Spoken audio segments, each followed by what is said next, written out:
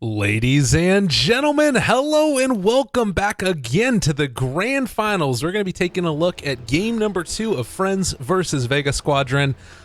I hesitate to talk about the last game. There were a couple of things there. So, first and foremost, Vega Squadron GG'd out. There was nothing that happened immediately preceding that where 5 seconds remaining. There was no kills, there was no objectives taken, there was no nothing. It was just, it felt like it was a communications breakdown. We give up, we're done. Right before that, they had gone for a kill down bottom. They had rotated 3 heroes to the tier 1 tower Radiant side and dove behind the tower to try and find a kill onto the Radiant Oracle. team pick. What ended up happening was they didn't get the Oracle, he TP'd out.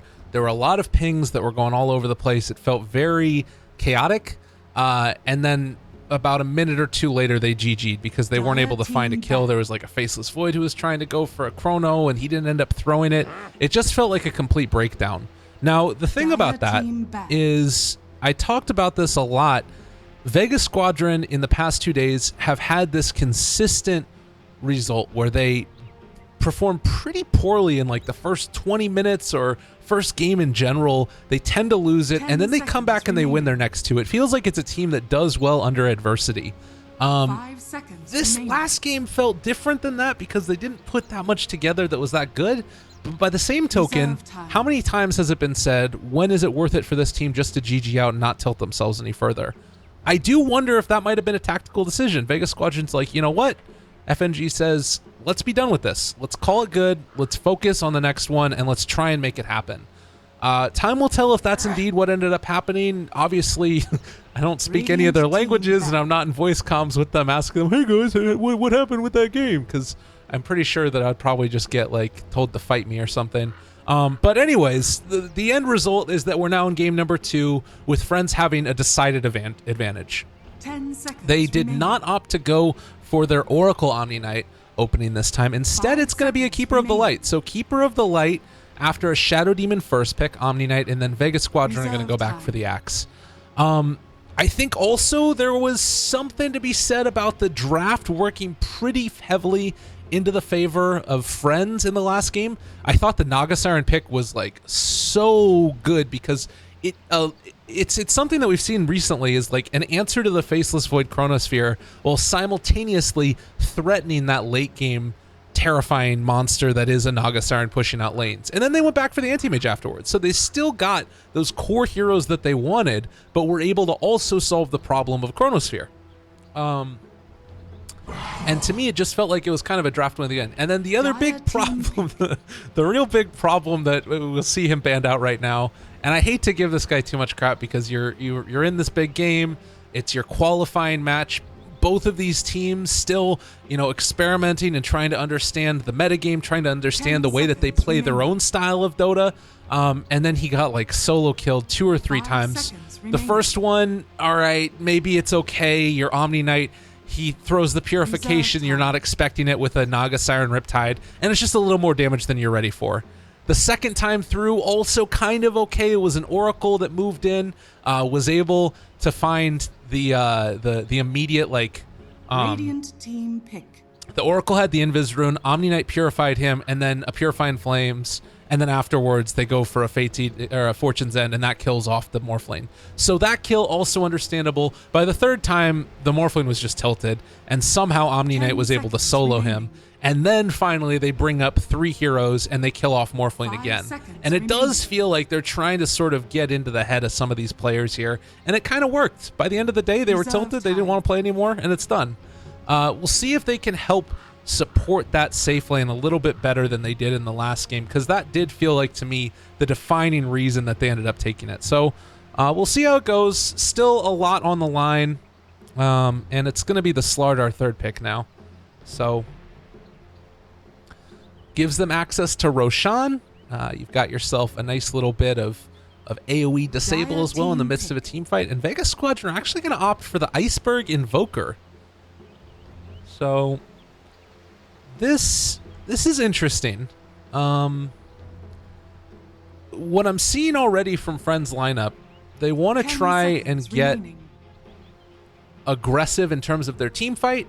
5 seconds It feels remaining. like they might run another dual Off lane, if you start thinking about a Coddle Omni Knight lane, that's also pretty scary. Mana Leak isn't as terrifying as it once was, but Chakra Magic, as far as keeping that Omni Knight topped off, keeping the pressure on, that's pretty good too.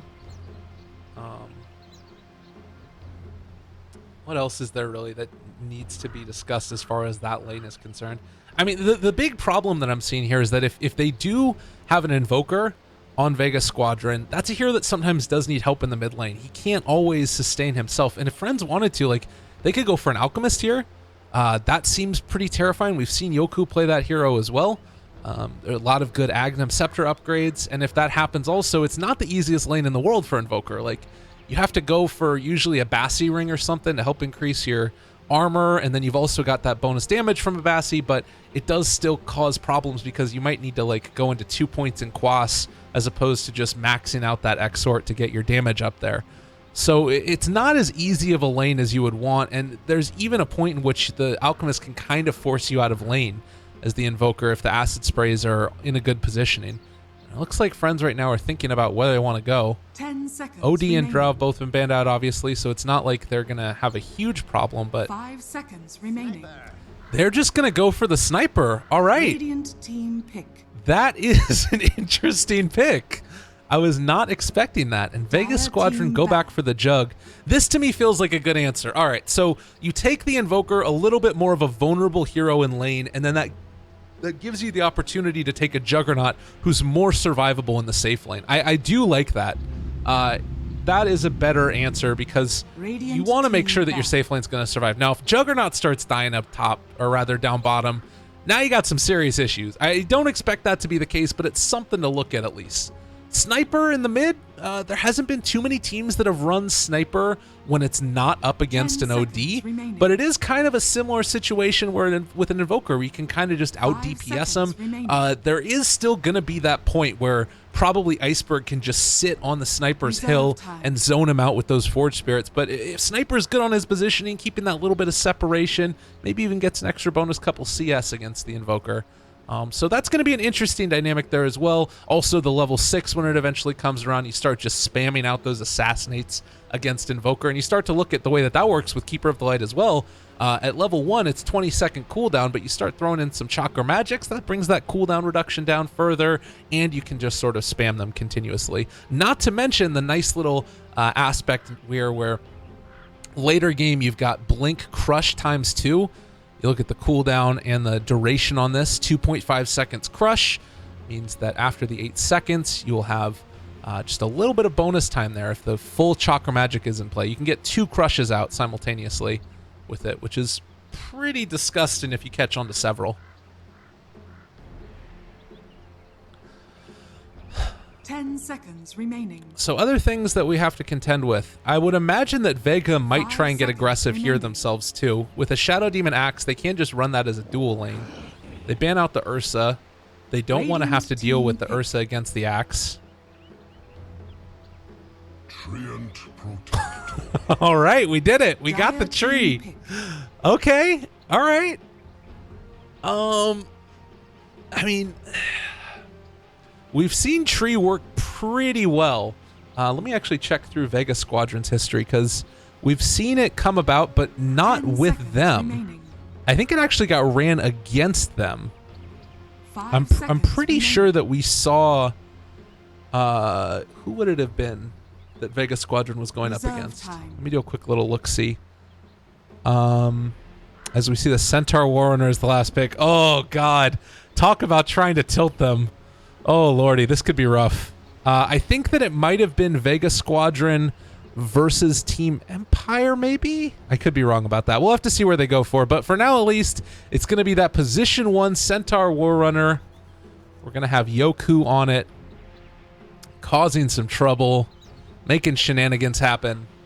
And game number 2 set to be online, only a best-of-3 series, so if Friends are able to come away with this one for the win, then they will move on into the Phase 2 of the European qualifiers, which is obviously where all these teams want to get to if at all possible. Currently, the teams waiting for them there are Liquid, Virtus Pro, and Ad Finum. So the winner of this series, best of 3, will have to face off against Liquid. And Obviously, no pushovers. I don't expect Vega to GG out right now. Should be waiting longer than that. I think that they got a good lineup. I think that they have the pieces to put this together. It feels like they've addressed the problems that they had in the last game, and I do really like this Vega Squadron team. I think that they have a lot of potential to go far. And particularly, it's a team that's made up of a lot of like strong players. FNG, obviously, great captain.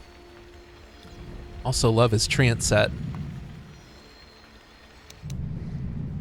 While up here to the northeast side of the map, everybody getting ready to head off on their own little ways there. Look at Coddle. See if I can get in towards him. Oh man, that's not gonna work. All right, the pause gets undone. Team's gonna head out. Early Sunstrike is going to spot that they are all smoked up. It looks like Always Want to Fly will be in a position to place down this ward. Not sure if that was scouted out here or not, but Vega Squadron in the meantime do have a smoke of their own. Want to get to that tier 2 tower before they go for it. Good luck comes out from Iceberg. And Always Want to Fly places his wards. This is going to make them feel somewhat safe, but yeah, still fine. Kind of like the sniper build too. It's just like maximum amount of we are trying to dominate that lane. Invoker ended up going for the Null Tally Fairy Fire build. Sioma the Slayer leading the charge. We'll run into Yoku, it looks like. And well, we'll see how this goes. He's gonna find a couple, and there's a nice little catch. They have the Illuminate that's going to go out. Don't find the damage. And now suddenly with a big Illuminate that went through, Vega might be in trouble. They have Tree there. Crush onto 2. FNG dropping low. He does die. And now Mag also turned upon. Yoku is here as well. Do they have enough to find this kill? They have another Crush. Purification comes out. Mag goes down. Vega, this is not the way that you want to start this game. And just like that, after a tumultuous game number 1, Vega Squadron lose 2, both bounty runes. They're going to get turned upon again. This is notice of intent. Iceberg, you are not coming to the mid lane. Why? There's 4 heroes up here top. All right, they catch the disruption now. Going to try and block in Yoku. He's going to head back the other direction as well. Looks like they're going to head out of here. Just going to be the aggro tri-lane. And it looks like No Fear is also going to come into this area. Doesn't block out the clarity. Needs to be a little bit careful. And well, the tree also slowing him down. See, dealing damage. No Fear gets the creep wave over towards him. The disruption turnaround might find the kill with the Sunstrike. No Fear does fall. FNG gets the kill, but also in trouble now is Sioma. They're going to be able to find him off, and that's going to be another kill going their direction. So battle across the lanes right now, and Tree is just going to have to pull the creep wave past them.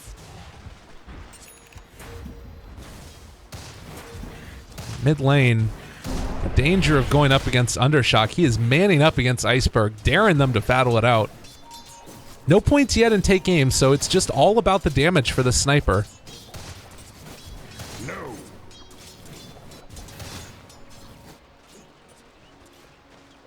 Mag versus Afterlife.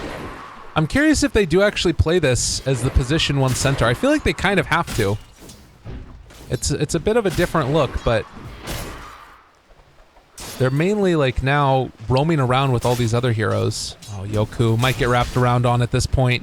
He is trying to deal with FN. They have another disruption they can use if they want to go for it. Yoku dropping and dead. Juggernaut gets the kill. So this is the danger, but it also means that Mag almost goes down bottom lane.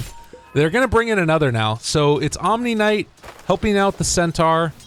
And it looks to be, at least for the moment, sort of the Always Want to Fly and Slardar show.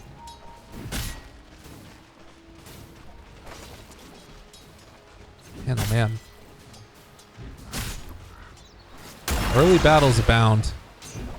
I don't think that there's a ton of opportunity, though, for Friends to find the kills onto FN like they did in the last game. It seems like it might be a little bit too tough. Sioma, level 2 for himself, has the Soul Catcher as well. They're going to go after Always Wanna Fly, dealing damage. Purification, No Fear shows up. Not going to kill off the Coddle as of yet. The crush, the turnaround, FNG taking damage. Always Wanna Fly lives through that, and Slardar finds the kill. So with FNG going down and Always Wanna Fly still tanky here, they are not going to really do it. And FN now has the spin. They throw out the Illuminate. Yoku trying to body block. They don't find the Purification in time. So still, I think this is into the favor of Friends pretty significantly. At 1,500 net worth, around 1,000 experience to their lead as well. My blade is swifter. Nicely played. Currently dominating CS across the lanes. I mean, Axe is the one who's having a good time, but everywhere else, it's a hard one for him. I mean, FN right now, he only has 13 and 3. Granted, Slardar is about the same. Mid lane, under shock, they find the kill on the tree. Iceberg, maybe gonna go down himself? No, they don't get it. I think he double shrapneled there. But regardless. Hasted Centaur is coming mid. And with Iceberg there, do they find this? He's on the high ground. Didn't spot him out. Iceberg goes down. And that's the Tranquils for Afterlife. Finish it off. Man, that Haste coming in the clutch. Dire's bottom tower is under attack. Now, Always Wanna Fly can just keep on spamming out these waves against these guys. It is a rough one. Boom. Shock does go back for those points and take aim, and still maxing the shrapnel. It's gonna be a problem for this Iceberg eventually.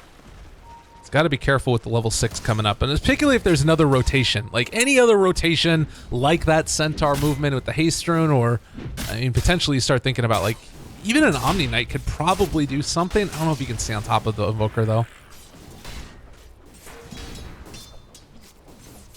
But yeah, this has been a rough one. I mean, and this is the problem really. Like Sniper is 30 and 13 compared to the Invoker who's 9 and 4.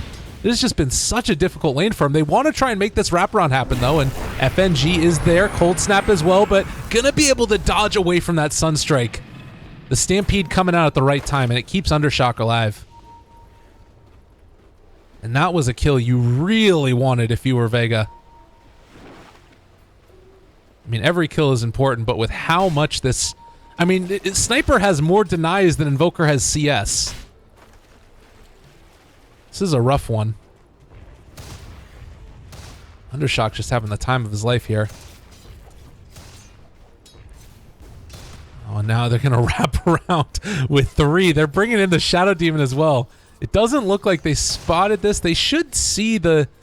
vision now. Pings come out. Do they spot him? There he is. Now Undershock in some trouble. Does he get the help he needs? Where's the TPs? Sunstrike gonna come in. They do find that kill, and TP's a little bit too late now with Afterlife looking. They're gonna try and find it. More damage being dealt. Oh, FNG very low, but not gonna die as of yet. Mag still chasing. If they could find this kill and Always Wanna Fly, it'd be another way to help them accelerate. Call not going to be there. They get the stomp. Mag now potentially in trouble. Turned against. They do have the TP away though, so he's going to be fine. So they lose the Sniper, and Mag is going to be able to get out of there. Nonetheless, you start looking at the CS here. It is just a great start already for Friends. It does feel like Vega are doing a lot better this game than they did previously. The laning stage has worked out for them. Less squishy.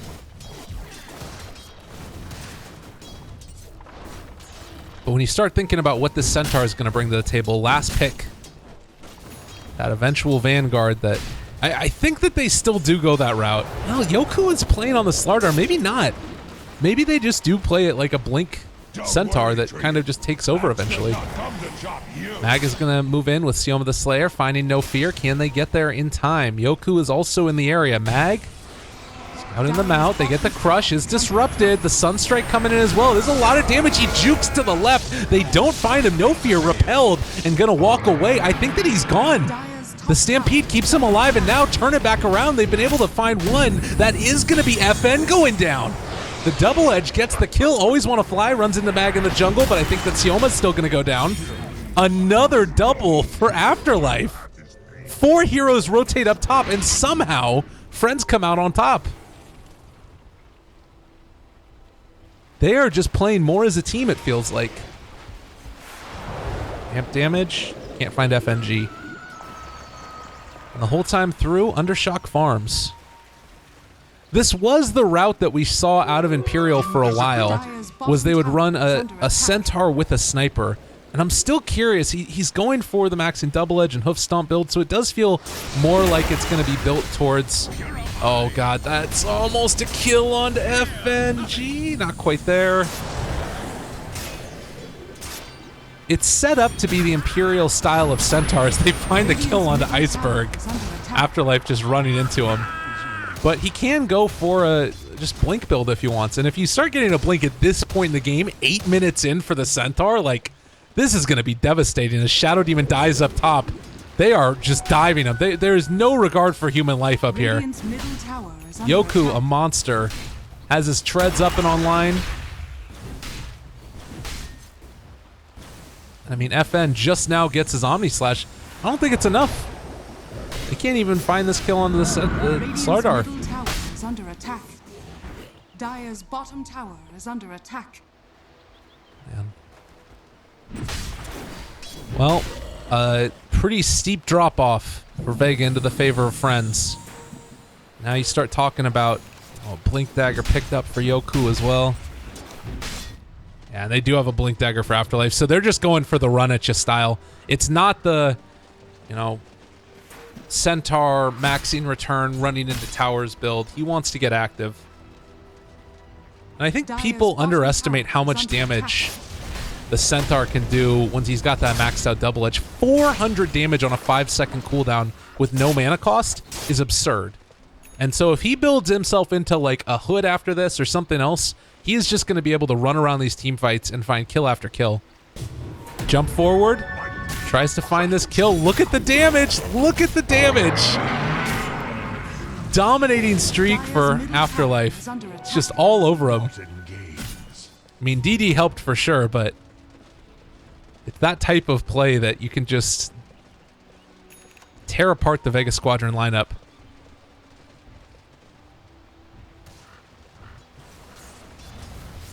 Oku now. I mean, he's been somewhat hampered in terms of his farm, and it's interesting because this is normally not the role that Yoku's going to be playing. They'll like Slardar sort of carry, but it's kind of the Centaur as well. I don't know. This has been a rough game so far for Vega Squadron. Like it's if your Invoker is getting his Midas after the Centaur gets his Blink Dagger, this is not the game for you. Jump forward, found FNG again. There's going to be the Sniper ulti coming in. Sunstrike as well onto Afterlife. Purification is going to keep alive a little bit tankier, but they get the clap, and that's going to be a kill. Yoku controlled for a moment by Sioma as well. They've got amp damage on Mag, looking for the catch. Can they find the kill? He's still taking damage, but in that TP, he's going to be able to get out. Nicely played. Sioma not going down either. That is about the best thing that could have happened right there for Vega. Really good reaction, great rotations. They make it work. They take out the highest net worth hero at the time, so now suddenly, maybe things looking like it could be a brief glimpse of hope for Vega Squadron. This lineup is still scary that they've gotten. The Sunstrike combination coming out in conjunction with Shadow Demon, like it's a lot of damage.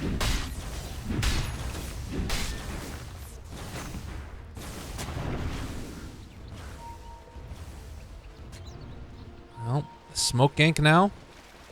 Undershock with him, building into that Dragon Lance. It looks like they want a party. Get frisky in the bottom lane. FNG is there. If he moves within range of this Sentry Ward, it should be a kill. They dust him? What? Okay. They got it. There's eyes on FNG. He's gone. Centaur picks it off.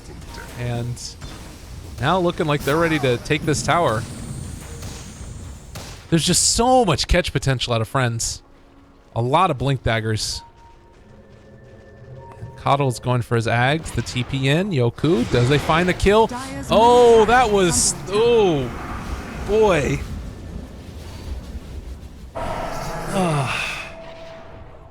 Man.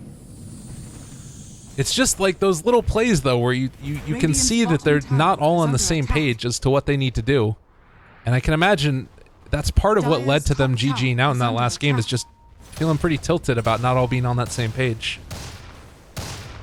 I mean, it's hard to criticize there because, I mean, you know that they know what they need to do, and it's just a misplay.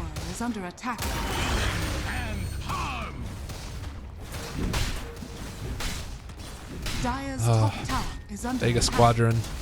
Radiant's bottom tower is under attack. It's weird too because it feels like they've switched up their style a little bit since the previous series when we watched them.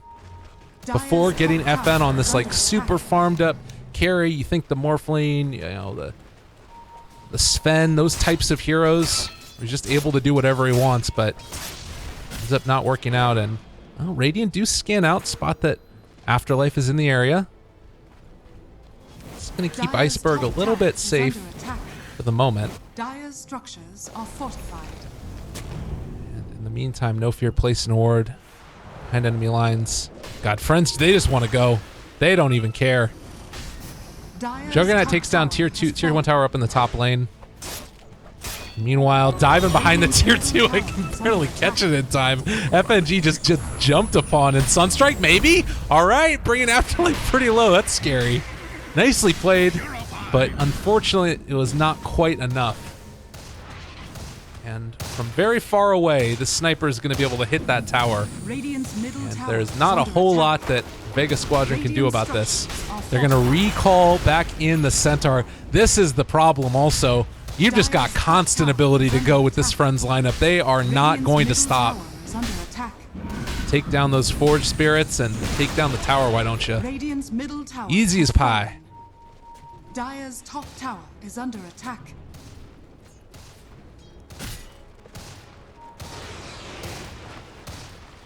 Well, Sniper, Dragonlance, and it's starting to feel more and more like this Friends lineup is going to be able to take it. I mean, you start thinking about late game, what an Invoker can do.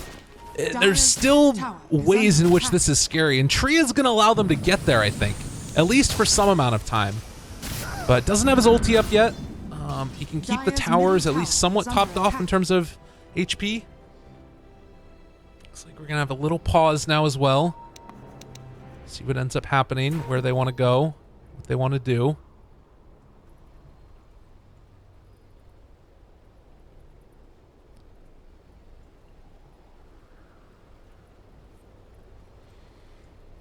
And there's definitely ways for Vega to get back into this game. Iceberg is now going to start transitioning into putting points into that Wext. You have team fight abilities once that comes online. Like Icewall is still pretty good here as well. It's just, it's scary to think about where that's, I guess it's less scary because of the Centaur ulti. Oh man, it's hard to imagine. Sunstrike combo is pretty good. It's kind of this tough decision now too, because on the one hand, like traditionally one of the ways you get back into this is maybe you pick up a Yules and go for like an Invoker combo onto somebody, where you find a kill with that, but you're also in this awkward situation where they've got an Omni Knight there to help keep you alive. So, I don't know, it's tough. All right. I'll take that as tribute. TP's back home. It looks like Friends are going to head back up and not lose their tier 2 tower for nothing. Always want to fly, 400 gold away.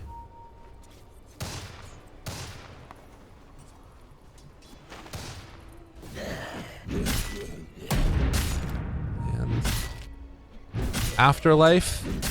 I'm imagining next up we're going to be seeing a Vanguard, just to help them transition further into that indomitable force that we all know and love for a Centaur. A little bit left for Spirit form. This is probably the point where they try and pull back in Afterlife, but I don't know if they're actually going to go for that. No, he's done though. He's hanging out in the bottom lane over here. And with nobody else really around, I don't think they can find a kill onto FN super effectively. They just want to try and group together. Shadowblade looks to be the play for Sniper. And in the meantime, Vega doing their best just to hold off. Hold off the aggression that's coming their way. This last tier 1 tower is probably going to be the route that they need. Man, it has been a rough game though. Look at the hero levels for... I mean, you've got these 3 that are up here, but Tree has been so under-leveled.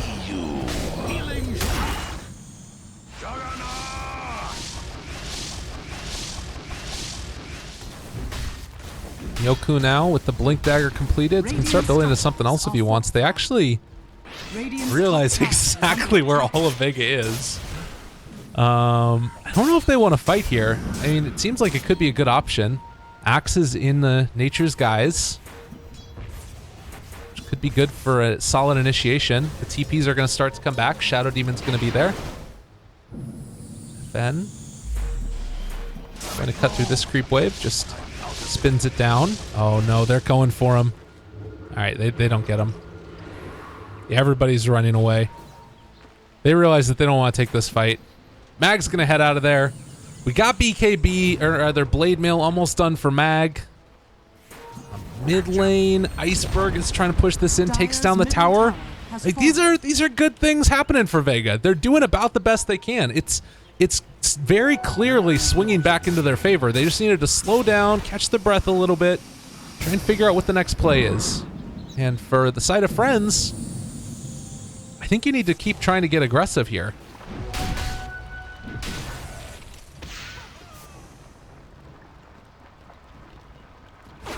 Illusion.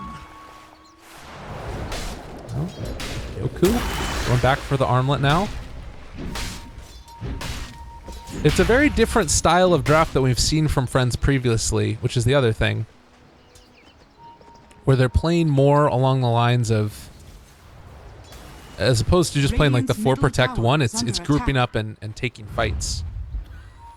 Which I don't know if it works as well for them given their lineup, because I don't think that late game they can handle what Vega's throwing at them with like with the Invoker and Juggernaut. Not to mention Axe in the midst of all of that, who can be a real monster late game. They do find Mag. There's the catch, and he's dead. I think, maybe, possibly. Well, staying alive for the moment. Mag dropping low. There's the crush onto Iceberg. They have the amp damage for him, too. Always Want to Fly is going to be able to find him. They have the mana leak slowed down and going to get chased as well. There's the crush. There's the kill. Slardar finds him. Yeah, that's the problem. You kind of just have this lineup from Friends that can run at you, and there's not a whole lot that they can do to stop it when that happens, because Stampede are always going to be able to keep up with them. They just need to, like, outmaneuver them around the map and play a little bit more defensively.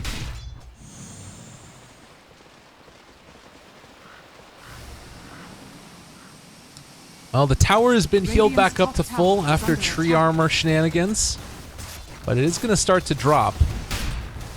And honestly, if they want to, I mean, well, oh, Yoku looking for the bash, doesn't find it. Only that 10% chance. But yeah, this tower is now going to fall. Radiant's top tower is under attack. Radiant's top tower has fallen. Well, Tree has his Iron Talon. it's feeling like they believe their way back into this is through farming, which it is a possibility. They've got overgrowth now, so Radiant's top tower is under could attack. think about going for some type of a play, but they, oh man, Friends is just all over it. They've realized what's happening and tried to chase down the tree. He's gonna have to get out of there. He realized that they had eyes on him. And yeah, not gonna be able to wrap around for an overgrowth. Like, the whole side of Vega just do not want to fight right now. Tree is just there to try and keep them from TPing out of there and causing problems. And yeah, tier 2 is going to fall. No great way to stop it. They're already TPing back. Always Want to Fly. He doesn't have Spirit Form anymore, but he's going to try and keep them off the tower now. And with FN in the area as well, they're going to TP in everybody. Do they spot him out there? They ping out. They realize he's in there. That was a Radiant scan. I guess that wasn't for... I was wondering if that was the other way around. FN is going through the woods. He's going to go for the TP now.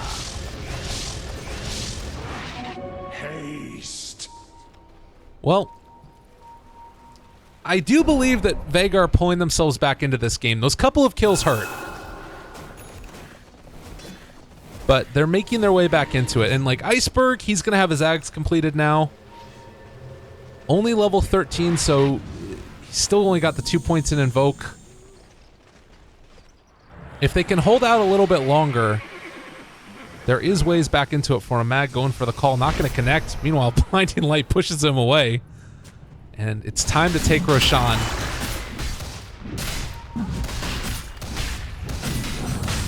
This is going to be Roche going down. Sniper picks up the Aegis. Has 2,000 gold on top of his Dragonlance Shadow Blade. And it's feeling more and more difficult for them to crawl their way back into this game.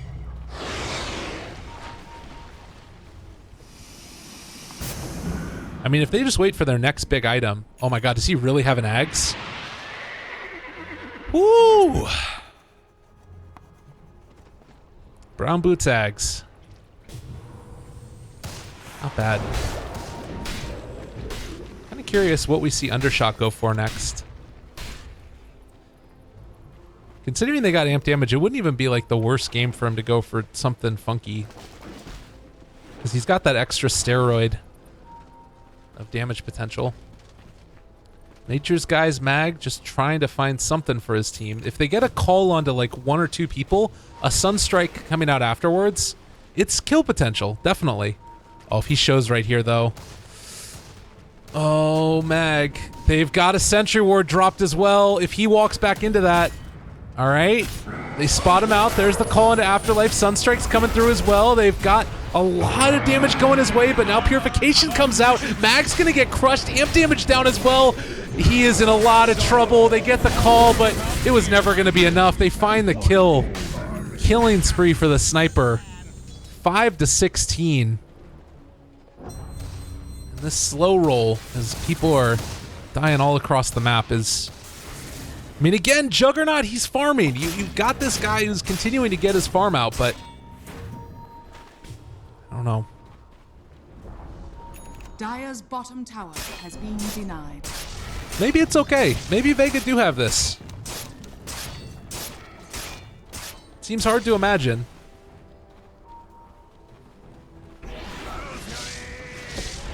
I'm imagining that they're just waiting at this point, friends, for daytime, and now gonna get ready to go with the full Coddle Ags with Gem. Yeah.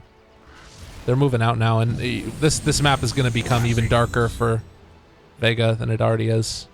I mean, I guess that's one good thing for Vega. They didn't invest in any wards, so Always Wanna Fly isn't gonna be able to deward anything. Iceberg. Oh, lordy. There's the jump forward. There's the crush. Mana leak, everything. He's dropping pretty low and trying to TP out of there. Not going to be good enough. Always Wanna Fly finds the kill. That is your Coddle. He is stacked up and ready to go. All right. Oh, my God. Is Undershock really just going to make it happen like this? Just beating Mag over the face. Sniper, ho ho ha ha. You thought it was over. Gets away on 100 HP. And now they can just keep on regenning up the Sniper too. This game is so hard for Vega to stop this push that's going to come. And now with an Aegis online, like, I don't know. Pretty terrified. Bottom tower has fallen. Well. FNG got some arcanes and he's got an Iron Talon. I don't know if it's going to stop this push. Shock Maelstrom completed, and you can just spam Assassinate if anybody comes up to contest the wave. How do you stop this? They're just not going to allow them any opportunity into it. The Aghanim Scepter is 300 gold away from being completed for Invoker. Oh, man. Repel. Yoku's still fine and dandy. They're taking tier 3 up top. Like, this is good stuff that's happening over there, but I don't know. They can just go for the recall now. Mag, all right, they're controlled. There's the counter initiation play, though. Afterlife taking a good bit of damage as well. They drop the meatball. Overgrowth doing a good bit as well. If Undershot goes down, they've already killed off Mag, though. And a really good crush comes out from Yoku. They're all going to die. Oh, my God. Afterlife killing spree. Shadow Demon buys back into the game, but to what end? They now pull back in the Sniper as well. And everybody backed up, topped off at full HP. This is going to be tier 3 and the barracks, most assuredly. 5-21. What a spanking. I'll take that as tribute. Fear not heresy. Oh, man. And I guess that's the big problem is, like, once they're set up like that with Coddleags and you're not far enough ahead that you can find that catch, that kill, it's rough.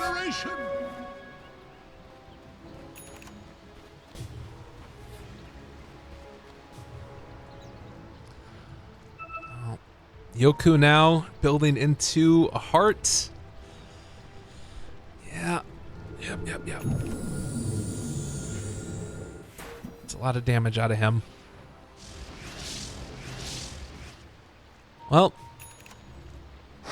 I guess the question is, I mean, they need to get a wraparound. You're going to have this Ags on the Invoker now. It's coming out to him right now. Still not quite at level 4 Invoke. And he actually only has 1 point in Wex. Man, he has been starved for farm and levels. Iceberg is hurting. Damage. Oh. Slaughter, meanwhile, has 3,000 HP. Sometimes we forget how tanky this hero can get when he gets this full assortment of items. And now with, I mean, Mjolnir on him, this is all kinds of a problem. The wraparound is there. They get the call. Undershock taking some damage. He is going to go down, and now also getting healed back up. Sioma the Slayer low, but not dead as of yet. They drop the Ice Wall. Yoku taking a lot of damage. He might actually go down. They find the kill. Suddenly 2 gone. It looks like Friends might have overstayed their welcome a little bit. Vega pissed off about the situation. They take 3, and that was a huge amount of gold swing. Look at that. That's 4,300 gold right there. All right. Friends pulling it back. It was kind of a disastrous push down bottom for them, but they're able to take it. Dire's middle tower is under attack. Really nicely played. Oh man, are they going to transition into the disgusting Centaur? They might just. I mean, you've already got a good amount of strength on this guy, and Return is going to do a ton of damage. Let's see, 8,000 gold lead into their favor, right around 2,500 experience. Invoker getting those levels, this is going to start to make a difference. We've all seen what Invoker late game can do. And I think part of the problem there was just not going during daytime. So Friends here, they're going to have another battle that's very heavily into their favor, I would say, where Vega just need to outplay them spectacularly to win. But it's well within the possibility.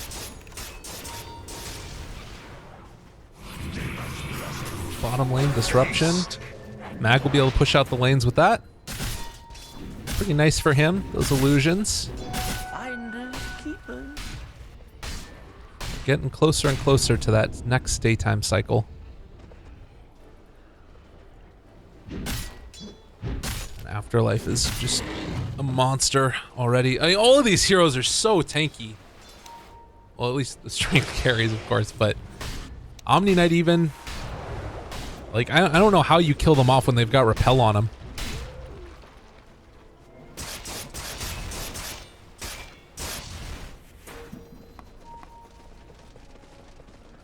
Always want to fly. Blink Dagger completed for himself as well. They're getting ready to group up and just waiting for that daytime. It does feel like this might be a moment in which Vega could try and make a play for themselves. I don't know if they actually have any more smokes on them. They're 32 seconds away, and it looks like there aren't any other smokes. So yeah, they wouldn't have been able to do anything there. A little bit unfortunate. But they're going to try and make a play with Nature's Guys. One of the nice parts about Tree that everybody thinks about with the gem up and online. All right. Taking down the ward. Easy peasy. For FNG. See? All right. Undershock, Mjolnir, Hurricane Pike. Shadowblade's there. Yeah. It looks like Roche is on the table. It's a good answer. I mean, they realize where Vega are. The pings come out that they're up in that area, and with Roshan coming now, yeah, they that was pretty clear where everybody was heading to. Roche goes towards Sniper again, and now Undershock becomes like everything times up perfectly for Friends right there. It's daytime, they've got Aegis, they've got their next set of items, and this should be a pretty clear-cut push. Illusion. Top lane also being pushed out by Yoku. They can relocate him back in, or recall him back in, rather. Yep, there they go. Undershock starting to hit pretty quickly with that Mjolnir online. Radiant structures are fortified. Fortification coming out.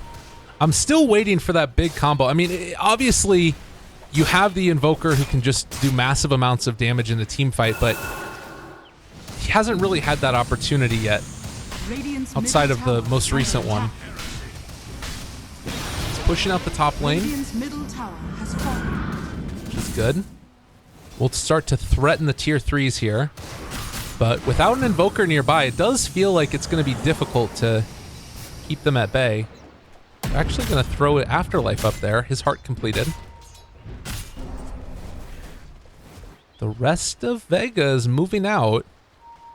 FN does not want to get caught there. And Iceberg's still alone up top. They're just doing whatever they can to delay this. And, I mean, the illusion spam is going to be real from Vega. That's something that's just hard to contend with. Does Afterlife realize it? Might find him.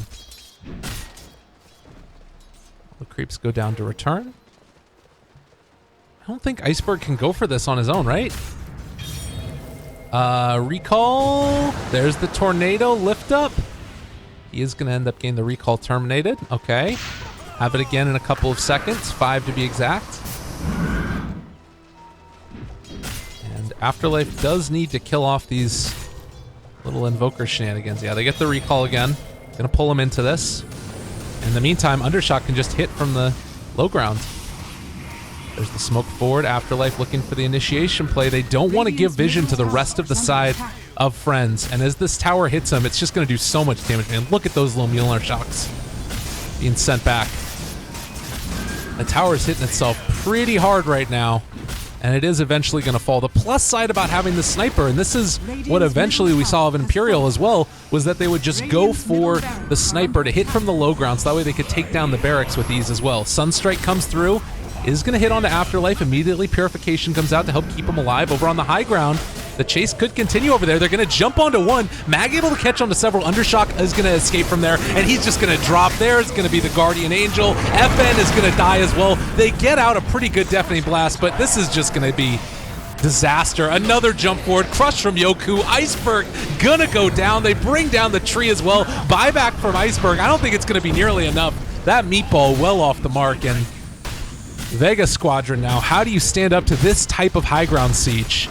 Illuminate there, spammed out, barracks going down, and GG gets called as people a little bit upset about the situation. Vega Squadron end up losing that. Thank you. Oh, yeah. Oh, there was some questions earlier where teams were asking other teams to postpone the game, and Vega Squadron didn't want to postpone the game and then played the game. So anyways, thank you guys for watching. That's the grand finals. And Friends take it 2-0 over Vega. No fear. Not afraid of the comeback later. It feels like there's maybe a little bit of salt in the wounds. That's gonna do it for Friends versus Vega. Hope you guys enjoyed the broadcast. That's the grand finals. We're through them. We've done it. It's kaput. The first phase is gonna be completed. This means that we're moving into phase number 2. We've got a collection of other teams that are coming out from this. It is let's see. We've got Liquid, who's gonna face off against Friends now. And then the other series is going to be Virtus Pro versus F.R.I.E.N.D.S. So those are all of the teams that are left in Phase 2 of the BTS EU series. The Summit 6 qualifiers. I can get a little bit of an overview. Take a look at these fine folks here. Yoko had another really good game on his Slardar, and I was not expecting it to do that good. A bit of a rough one for Iceberg. Not a whole lot going their direction. But nonetheless, that's going to do it for us today. I believe that North American Dota is going to be starting up as well on one of the other BTS channels. I really, again, hope that you enjoyed the broadcast. Sorry for any technical difficulties that were occurring earlier, and I hope that we sorted them out by the end. Thank you also to Moppax for hopping in and helping cast with me one of the other series, and then he had to run away and leave me to my lonesome, which is fine. It's all good. Don't worry. We're good to go. And yeah, I think that's going to do it for now. At Lyrical Dota, you can follow me on Twitter, but make sure you continue following the lovely channel that brings you all this quality entertainment, BTS, as well as the tournament that we're all looking forward to, the Summit 6, coming up pretty soon. See you later, guys. Have a good one.